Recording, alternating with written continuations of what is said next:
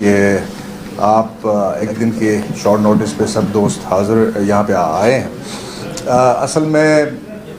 یہاں پہ آنے کی جو آپ کو تکلیف دینے کی مین وجہ ہے وہ 15 دسمبر کا وہ اندھوناک واقعہ ہے جس میں ایک نوجوان اور ماشاءاللہ ینگ اور پڑھے لکھے ایک نوجوان کی موت ڈکیتوں سے واقع ہوئی، جس میں این ای ڈی یونیورسٹی کے ایک 3rd ایئر کے طالب علم جو کہ فیڈرل بی ایریا کے رہائشی تھا، جب چائے کے ایک ہوٹل میں بلال، جس کا نام بلال سن آف محمد ناصر تھا اور بالکل ینگ ایج 20 سال کی عمر میں این ای ڈی یونیورسٹی کے قریب ایک باہر چائے کے ہوٹل پہ باہر بیٹھا ہوا دوستوں کے ساتھ چائے پی رہا تھا، تو وہاں پہ 2 ڈکیت آئے جنہوں نے موبائل فون چھیننے کی کوشش کی اور اس نوجوان نے ان کو للکارا اور ان کو ریزسٹ کیا، جس کے بعد انہوں نے فائرنگ کر کے اس نوجوان کو شہید کر دیا اور پورے شہر کو ایک سوگوار بنایا گیا۔ یہ 15 دسمبر کا واقعہ ہے۔ اسی رات کیونکہ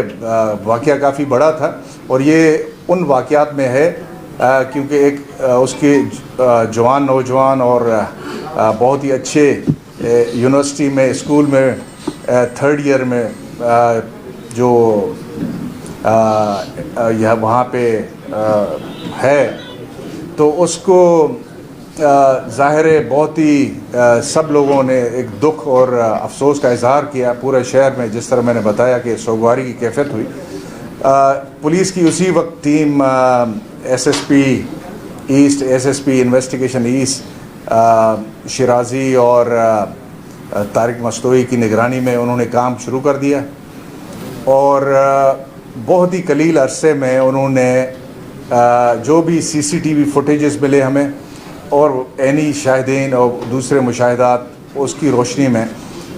نہ صرف یہ گینگ ٹریس کر دیا بلکہ اس کرمنل کو بھی، جو ایک مین کرمنل تھا، اس کو زخمی حالت میں گرفتار بھی کر لیا۔ میں سمجھتا ہوں کہ بہت بڑی کامیابی ہے اور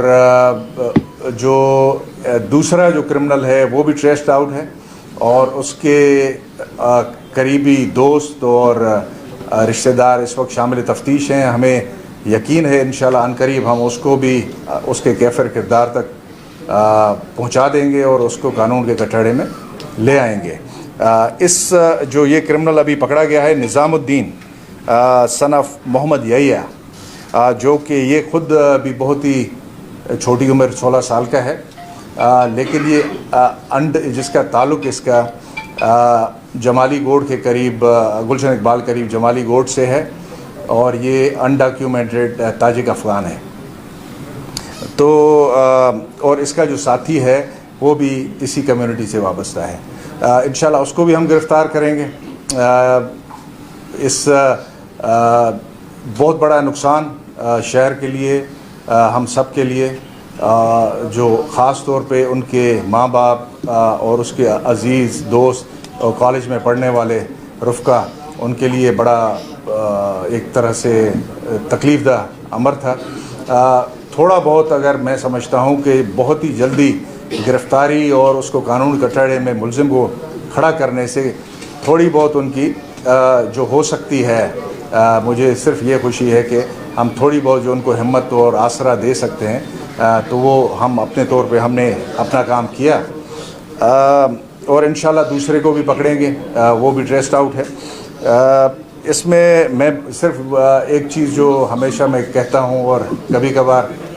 آپ میں سے کچھ دوست تھوڑا سا اس کو اتنا آسان بھی نہیں لیتے، لیکن میں کہتا ہوں کہ برائے مہربانی آپ کی توسط سے اگین میں کہوں گا کہ ایک اس شہر میں جس طرح کے حالات ہیں، پورے ملک میں، پوری دنیا میں انفلیشن ہائی ہے۔ کراچی میں پچھلے 1 سال میں، کل بھی میں Lathi association of trade and industry Lathi گیا تھا، وہیں پہ بتا رہے تھے کہ 10% پورے ملک کی جو ایکسپورٹس ہے وہاں سے آتی ہیں اور وہ کہہ رہے تھے بہت سے لوگ ہم نے نکالے ہیں. تو 1 لاکھ سے زیادہ یہ لوگ بے روزگار ہوئے ہیں. تو میں یہ کہتا ہوں ڈیسپریٹ کرمنلز ہیں پوٹینشلی، برائے مہربانی ریزسٹ نہ کریں موبائل فون کی وجہ سے.